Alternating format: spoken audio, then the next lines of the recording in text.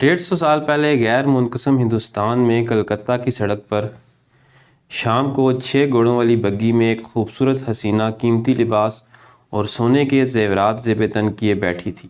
گھوڑوں کی زین بھی قیمتی تھی اور بگی کو چلانے والا کوچوان بھی صاف ستھرے قیمتی لباس میں بیٹھا بگی کو کلکتہ کی سڑکوں پر دوڑا رہا تھا۔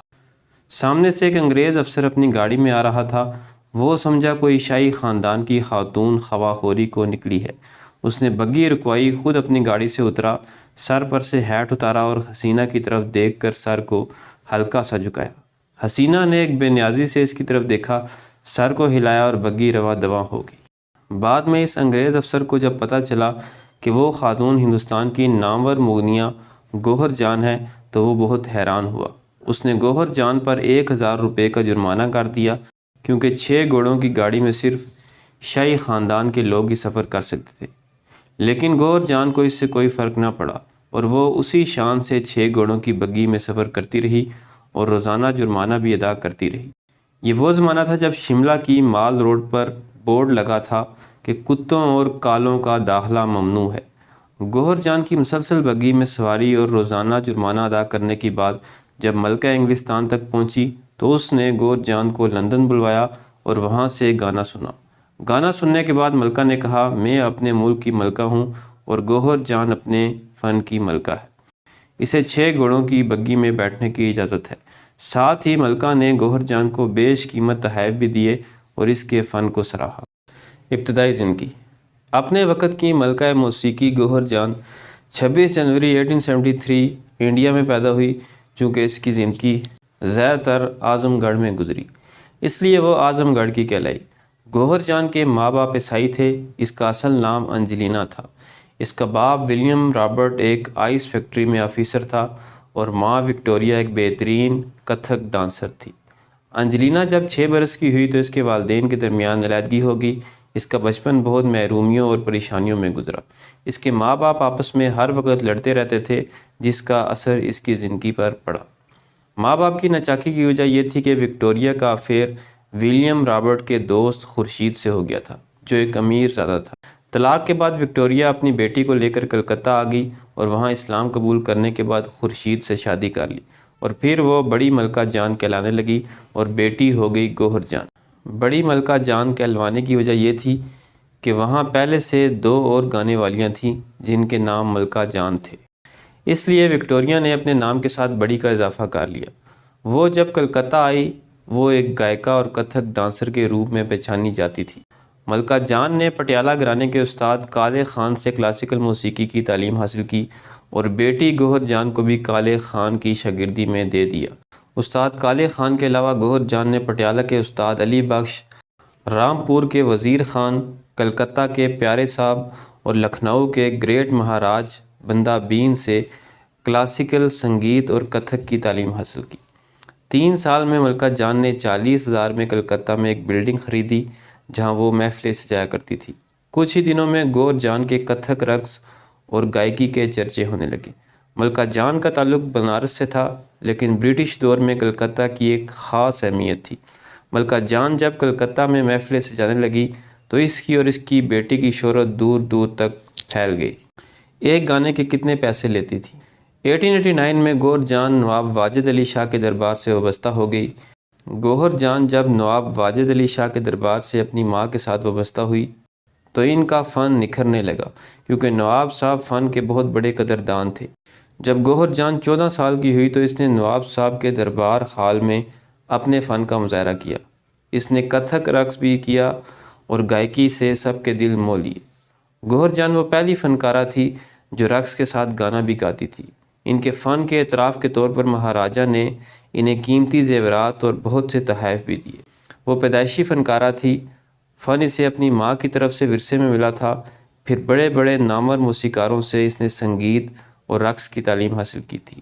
خاص طور پر وہ ٹھمری اور خیال گانے والی مشہور گائیکا بن گئی۔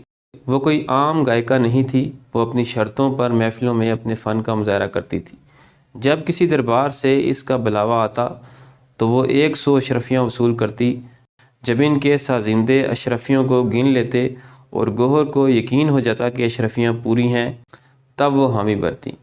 ان کی محفلوں میں شرکت کے لیے وہ 1000 سے 3000 تک نذرانہ وصول کرتی۔ عام آدمی ان کا گانا سن ہی نہیں سکتا تھا کیونکہ اس وقت تک گرامو فون نہیں آیا تھا اور نہ ہی ریکارڈر۔ جس زمانے میں سونا 20 روپے تولہ بکتا تھا، تب وہ راجہ مہاراجوں سے منہ مانگی قیمت وصول کرتی تھی۔ ولیم گیسپر سے دلچسپ ملاقات۔ جرمنی کی ایک ریکارڈنگ کمپنی نے اپنے ایک نمائندے ولیم گیسپر کو ہندوستان بھیجا تاکہ وہ ہندوستانی موسیقی کو 3 منٹ یعنی RPM 78 میں ریکارڈ کرے۔ وہ بڑے بڑے عمرا اور رؤسا سے ملا لیکن اسے کوئی کامیابی حاصل نہ ہوئی۔ موسیقی ہمیشہ سے ہندوستان یعنی برصغیر کی پہچان رہی ہے۔ فریڈرک بہت مایوس ہو گیا، ویسے بھی اسے اندازہ ہو گیا تھا کہ ہندوستانی موسیقی 3 منٹ میں ریکارڈ نہیں ہو سکتی کیونکہ آلاپ، انترا اور استھائی خاصا وقت لے لیتے تھے۔ گیسپر پریشان ہو گیا اور وہ واپس جانے ہی والا تھا کہ ایک دن اسے ایک مہاراجہ کی طرف سے محفل موسیقی میں شرکت کا دعوت نامہ ملا۔ جب وہ محفل میں پہنچا تو لوگوں کا ذوق و شوق دیکھ کر اسے لگا کہ کوئی خاص شخصیت آنے والی ہے کیونکہ لوگ بے تابی سے اس شخصیت کا انتظار کر رہے تھے۔ آخرکار انتظار کی گھڑیاں ختم ہوئیں، ایک شاندار بگی آ کر رکی، اس میں سے ایک حسین و جمیل لڑکی اتری جس نے گہرے رنگ کی ساڑی باندھی ہوئی تھی، جس کے بارڈر اور پلو پر اصلی سونے کے تاروں سے خوب بھرا ہوا کام ہوا تھا۔ وہ حسینہ سونے کے زیورات سے لدی ہوئی تھی۔ گیسپر حیران ہو کر اسے دیکھ رہا تھا۔ جب وہ اس کے قریب سے گزری تو گیسپر نے دیکھا کہ گلابی بے داغ رنگت اور نین نقش سے وہ یورپین لگ رہی تھی۔ اس حسینہ نے گیسپر کی بے چینی کو جیسے محسوس کر لیا۔ وہ آہستہ سے بولی، ہیلو جنٹل مین، اور اپنے سازندوں کے ساتھ اسٹیج کی طرف چلی گئی۔ کسی نے گیسپر سے کہا، یہ ہے مشہور اور نامور مغنیہ گوہر جان۔ گوہر جان نے گانا شروع کیا تو گیسپر کو لگا کہ گوہر مقصود اس کے ہاتھ آ گیا۔ گوہر جان نے ٹھمری اور غزل اس خوبی سے گائی کہ تمام اہل ذوق دم بخود رہ گئے۔ یہ تمام لوگ موسیقی سے لطف اندوز ہونا چاہتے تھے۔ محفل کے اختتام پر مہاراجہ نے گیسپر کا تعارف گوہر جان سے کروایا تو اس نے ہندوستانی موسیقی کی ریکارڈنگ کو 3 منٹ میں ریکارڈ کرنے کی بات کی۔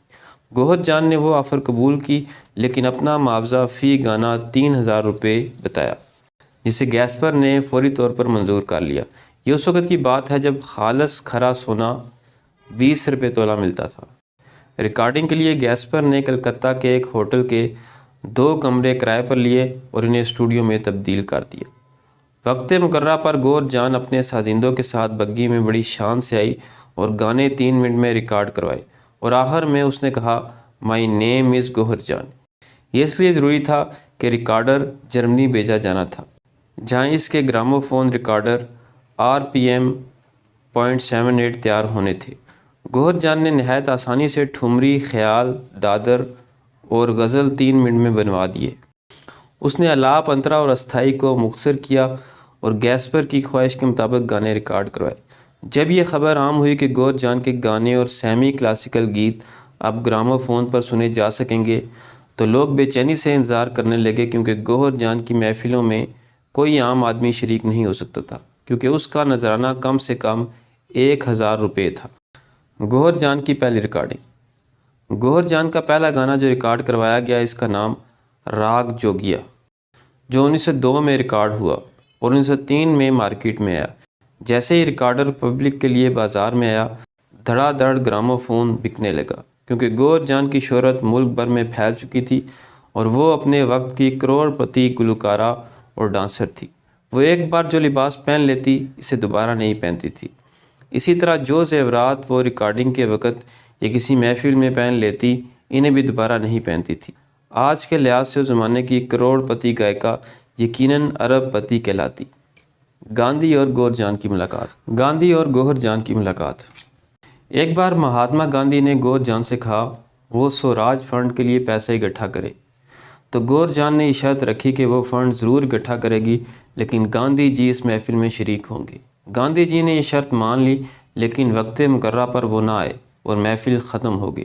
اس محفل سے گوہر جان نے 24,000 روپے اکٹھے کیے، لیکن اگلے دن جب گاندھی جی نے مولانا شوکت علی کو گوہر کے پاس روپے لینے کو بھیجا تو اس نے ان سے کہا کہ آپ کے مہاتما بات تو ایمان کی اور سچائی کی کرتے ہیں لیکن اپنا وعدہ کر کے بھول گئے، محفل میں شریک نہ ہوئے، شاید اس لیے کہ یہ ایک گانے والے کی محفل تھی۔ یہ کہہ کر گوہر جان نے صرف 12,000 روپے مولانا شوکت علی کو تھما دیے۔ گوہر جان کے شوق۔ گوہر دل کی بہت سخی تھی، جتنا کماتی تھی اتنا ہی اڑاتی بھی۔ ہزاروں کی تعداد میں زیورات، مہنگے کپڑے اور ساڑیاں، کلکتہ میں بہت ساری جائیدادیں، شاہ خرچ اتنی کہ پالتو بلی نے بچے دیے تو ہزاروں لوگوں کو دعوت دے ڈالی۔ اس دعوت پر اس وقت کے لحاظ سے 20,000 روپے پھونک ڈالے، جو آج کے لحاظ سے تقریباً 9 کروڑ بنتے ہیں، یا شاید کچھ زیادہ ہی بنتے ہوں گے۔ گوہر جان منہ مانگا معاوضہ وصول کرتی تھی۔ کئی بار برٹش سرکار نے انہیں سرزنش بھی کی کہ وہ اپنا معاوضہ کم کرے، لیکن گوہر جان نے کان نہ دھرا اور منہ مانگا معاوضہ وصول کرتی رہیں۔